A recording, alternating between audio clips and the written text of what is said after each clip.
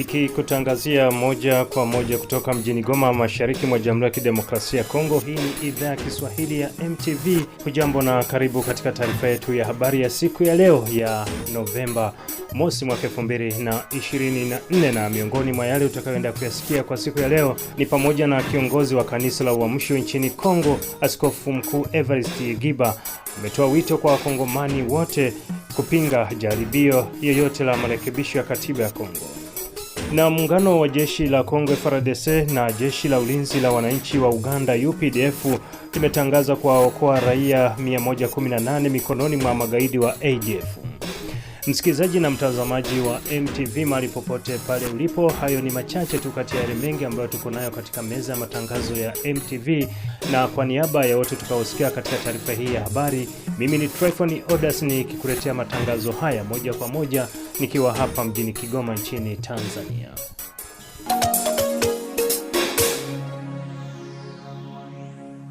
Naam, taarifa yetu ya habari hii leo inaanzia huko mjini Goma, ambapo tunaweza kuwa kiongozi wa kanisa la Uamsho nchini Kongo, Askofu Mkuu Evariste Yamapia ametoa wito kwa wakongomani wote Jumatano Oktoba 30 kupinga jaribio yoyote la marekebisho ya katiba ya Kongo. Ametoa wito huo pia na kuomba wakongomani kutulia na kuonyesha ushirikiano wao wa kitaifa katika kipindi hiki kichafu cha jaribio la marekebisho ya katiba, swala ambalo linaweza kupelekea DRC kuingia katika machafuko mabaya. Askofu Evariste Giba amealika wanasiasa kukatisha mjadala huo na wananchi kujiepusha na mikusanyiko yoyote kwa kuepuka kumuingiza nabii wa maangamizi. Kuhusiana na swala hili nimezungumza na Laurent Mugiraneza, akiwa ni mchambuzi wa masuala ya kisiasa katika kanda ya maziwa makuu, akiwa hapa jijini Goma. Kama sisi wachambuzi wa masiasa katika maziwa makuu, ni huzuni sana kwa kuwa swali hili la kurekebisha katiba sio swali muhimu na ya haraka sana kwetu sisi, lakini ikubaliwe kama kugeuza katiba ama kuweza kurekebisha katiba ni shurti ya wakongomani, na wakongomani wanao droit, ni kusema sio mambo mabaya. Mawazo yako katika constitution yetu, hata katiba yetu inaruhusu watu waweze kubadili vipengele fulani, inaruhusiwa. Na inaruhusiwa pia kama kuna namna kubadili katiba, waende waulize raia kwenye referendum, kwani raia ndiye mwenye kuwa na tegemeo, ni yeye mwenyewe ambaye anapana madaraka katika njia ya kidemokrasia. Alafu kwa mawazo ambayo wale wa Eglise de Reveil na Ecclesia Katolika wamepisha kupana, na sisi kama wakaaji wa Nord Kivu ambapo tunaishi mateso makubwa kweli, ambapo vita imepamba moto na wakaaji wanaenda kuhangaika, sio swali la muhimu na haraka ambayo ingepasha kutilia kiini na mkazo eti wanaenda kubadili constitution, ijapokuwa ndani ya katiba yetu kuna vipengele fulani vyenye kuharibu, vyenye kukwaza wakongomani. Lakini sisi kama wakongomani wa kwa leo tunawaza kama sio wakati halali wa kuweza kuwaza mambo hayo hitajika kwa haraka. Sisi ni kurudisha amani kwetu. Mugiraneza amesema kwamba kinachohitajika na wananchi sio mabadiliko ya katiba, bali ni swala la amani. Inahuzunisha kuona kama mambo yenye kustahili kwa haraka na yenye kustahili suluhisho kama kumaliza vita hii haina kipao mbele. Wamepatia kipao mbele alama hiyo ya kuweza kuzindua katiba yetu. Sisi tunasema sio wakati mwafaka, sio wakati muhimu wa kuweza kuleta mawazo hayo. Tunaohitaji ni kuleta amani na kuwafukuza maadui wenye kuhangaisha wakongomani na ndugu na marafiki wenye kuhangaika, ambapo tunazungumza Walikale na mahali pengine waendelea kuuawa chini ya uongozi wa ADF, RDF, M23. Tuweze kumaliza vita hiyo, na baadaye ndipo wanaweza kutuletea ingine habari ambazo zitaweza kusherti zipite kwenye mikono ya raia ambao ndio wenyeji kidemokrasia, ndio wenyeji mamlaka katika kidemokrasia. Raia wa mashariki mwa Kongo wana mtazamo gani? Na hapa mwenzangu Hassan Chawela amezungumza naye Fiston Misona, mmoja wa raia wa Walikale, Kivu ya Kaskazini. Unajua yote ni sheria ya nchi, na sheria ya nchi kuna kwa ma articles moja ambazo zina ruhusu hiyo. Wataenda kwenye bunge, wataenda kwenye maraia wawezi kuleta oni yao. Nisema ya kwamba si kusema kuweza kubadilisha ma articles zimo ndani ya constitution ndio inaweza kuwa kuleta vita huko na kule. Ila kwetu sisi wakaaji kwanza tunakuwa na haja ya amani, yale yengine yote itaendelea kufuatiliwa.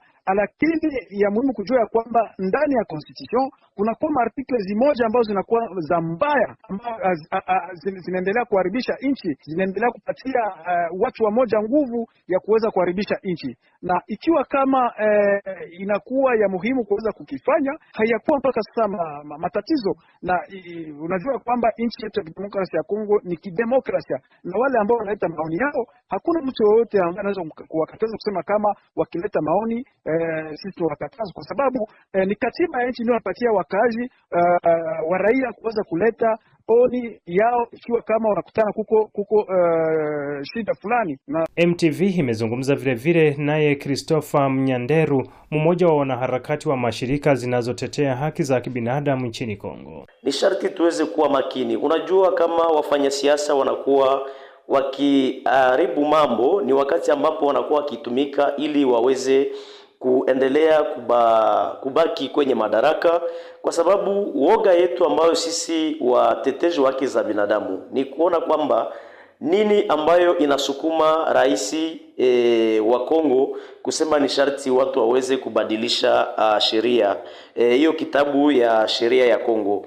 Ni kizani wakati alipokuwa kwenye upinzani akipambana na Joseph Kabila, yeye mwenyewe aliweza kutamka kusema kwamba si vema kuweza kubadilisha katiba ya nchi. Kwa nini kwa sasa yeye anafika kiwango kia kusema kwamba ni sharti waweze kubadili katiba ya Kongo? Tunaenda kuta kwamba ni kwa ajili ya kuweza kukamata tu wakongomani kwenye mkono ili waendelee kutesa wakongomani, na ijapokuwa hakuna kitu ambacho nikizani kama shida sio katiba ya Kongo. Shida ambayo wakongomani wanayokuwa nayo ni kuweza kuangalia namna gani ya kuweza kupiganisha ili usalama uweze kurudi, waweze kuboresha hali ya wananchi wa Kongo. Utakumbuka kuwa hatua hii ya kanisa la Uamsho nchini Jamhuri ya Kidemokrasia ya Kongo inakuja siku chache baada ya kanisa Katoliki kupinga hatua hii ya rais inayolenga kubadilisha katiba ya nchi.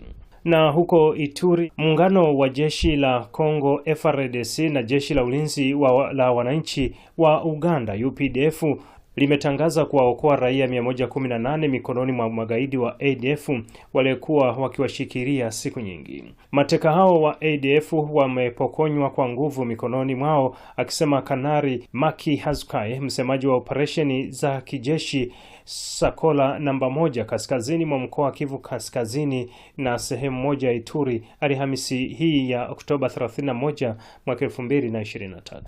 Na tukitoka huko Ituri na moja kwa moja tuelekee huko nchini Kenya, ambapo tunaelezwa kuwa Abraham Kithure Kindiki ameapishwa rasmi kuwa naibu rais wa Kenya. Hii ni baada ya mahakama kuruhusu kuapishwa kwake hapo jana ilipoondoa kesi iliyowasilishwa na naibu rais aliyepinduliwa mamlakani. Densi Chisaka kutoka Nairobi, Kenya ana habari hiyo.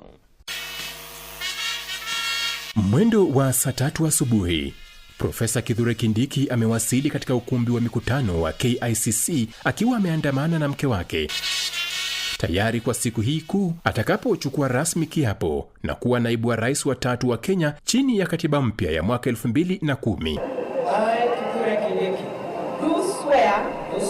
Na baada ya dakika chache za ngoja na burudani, hatimaye Kindiki ameapishwa kama naibu wa rais. Hapa ameahidi kutekeleza majukumu yake ipasavyo kisheria. Ameongeza kuwa uteuzi wake ni ishara ya ukuaji wa demokrasia ya Kenya.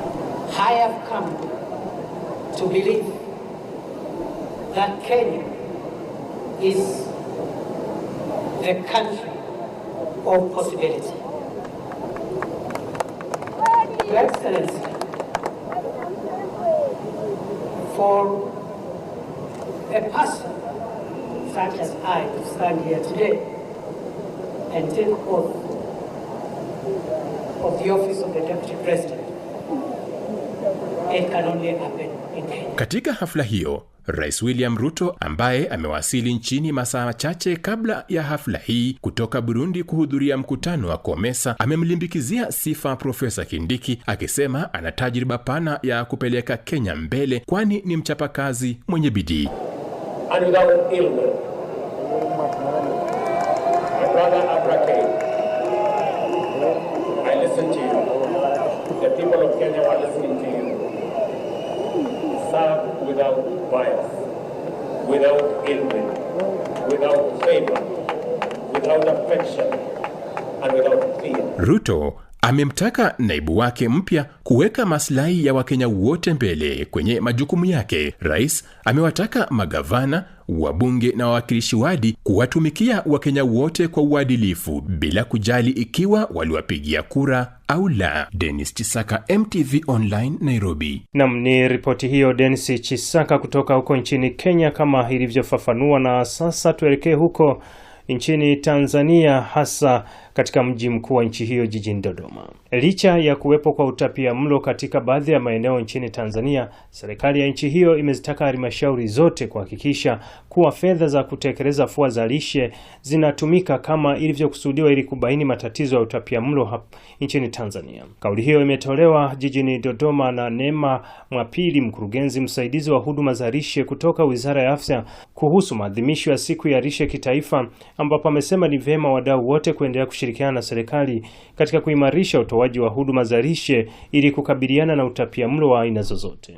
Na matatizo haya sasa hivi tunapozungumza, jamani, sio tu kukosa chakula. Kuna matatizo matatu. Kwanza ni lile la kupungukiwa, lishe pungufu. Lakini kuna tatizo lingine la lishe iliyozidi, lakini pia kuna tatizo la upungufu wa vitamini na madini, ambavyo hivyo mimi ukiniangalia huwezi kujua kama nina upungufu huo, kwa sababu huwa tunahitaji ni njaa iliyojificha, kwa sababu huioni mpaka vipimo vifanyike. Huu unene unaniona kwamba nimezidi. Kupungukiwa unaniona kabisa kwamba nimepungukiwa, nimekonda au nimekuaje, unaona. Au mtoto kadumaa, utaona. Lakini hii ya vitamini na madini huwezi kuona kwa macho ya kawaida. Kwa hiyo matatizo haya serikali inapambana nayo. Nao baadhi ya wadau wa lishe wakiwemo Stella Kimambo, afisa lishe kutoka shirika la chakula na kilimo la Umoja wa Mataifa FAO, na Laurent Lucas, afisa lishe kutoka Nutritional International, wamesisitiza jamii kutumia mwongozo wa chakula na ulaji na kuacha tabia ya kutumia mitandao ya kijamii kuhusu utaratibu wa kutumia lishe. Kwa hiyo unapotumia mwongozo wa Marekani, mwongozo wa nchi nyingine kumshauri Mtanzania kuweza kula, ni kama vile unampotosha. Tanzania sasa hivi ni nchi ya 12 katika Afrika kuwa na mwongozo wa chakula na ulaji. Ninashauri utumike katika kuweza kusaidia katika kuwashauri watu kuweza kula chakula wanapotaka kujali unachokula. Tuweze kupunguza ulaji wa vyakula vilivyokaangwa, ambapo sasa hivi wengi hasa sisi tunaoishi mjini tunavikimbilia kwa ajili ya ladha na upatikanaji. Ahadi yetu kuwezesha lishe bora inaenda mbali zaidi ya mipaka ya Tanzania. Hata hivyo, sera na mipango pekee hazitoshi. Leo tunawaomba wadau wote na washirika kufanya kazi kwa pamoja kuhakikisha utekelezaji wa sera hizi.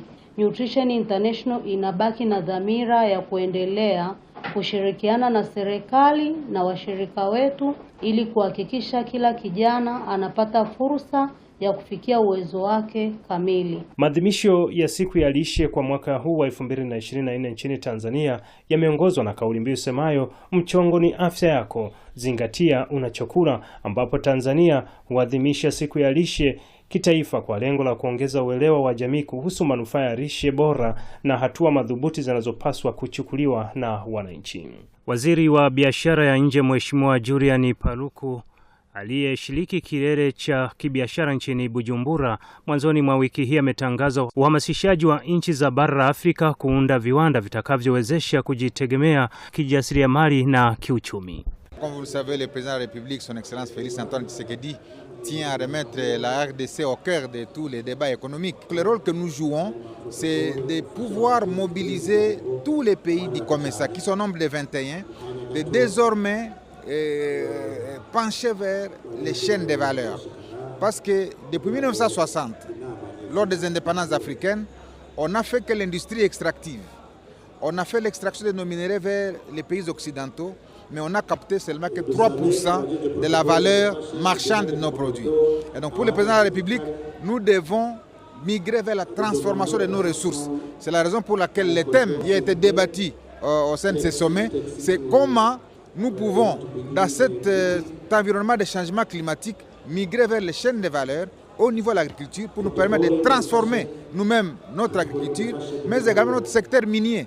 Et vous savez qu'il pilote avec son homologue zambien la grande chaîne de valeur de production de batteries et véhicules électriques dans la partie sud-est de la RDC. Et donc c'est autour de ce genre de questions que le président de la République va mobiliser ses pairs pour que finalement l'Afrique puisse décoller. Msikilizaji na mtazamaji wa MTV, kwa taarifa hiyo ndio inatamatisha taarifa yetu ya habari kwa siku ya leo ya Novemba mosi mwaka 2024, na nikukumbushe kuwa matangazo yetu yanaendelea kusikika ulimwenguni kote kwa jina la MTV, lakini pia yanasikika eneo zima la maziwa makuu kupitia redio washirika. Kwa niaba ya wote waliohusika katika maandalizi ya taarifa hii ya habari, Hassan Chawere akiwa mjini Goma, Delsi Chisaka akiwa jijini Nairobi, mimi ni Tryphon Odas moja kwa moja nikiwa hapa magharibi mwa Tanzania mkoani Kigoma. Hadi wakati mwingine, asante na nikutakie wakati mwema.